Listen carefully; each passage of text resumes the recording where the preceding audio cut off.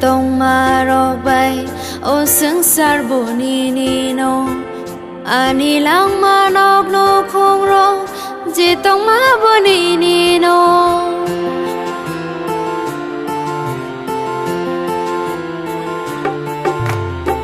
sướng sar ro je tông ma ro bay ô sướng sar bu ni no ani lang ma nok no khong ro je tông ma bu ni no ya phar khang no ani lang ma no shall brum no love na friends adiano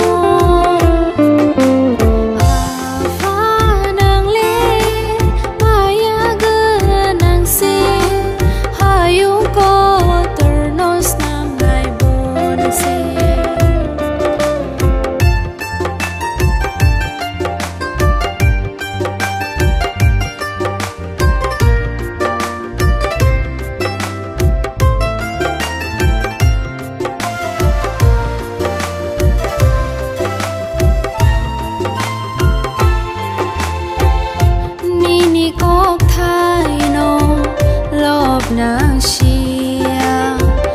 no khulum na ang le rnya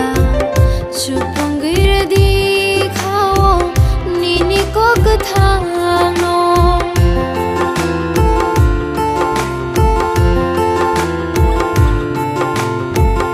ni ko thai no lob nang sia no khulum ang lernya chupang gir di khao ni ko kathang no ya phar khang no ani lang ma no shall brum no love na friends adiano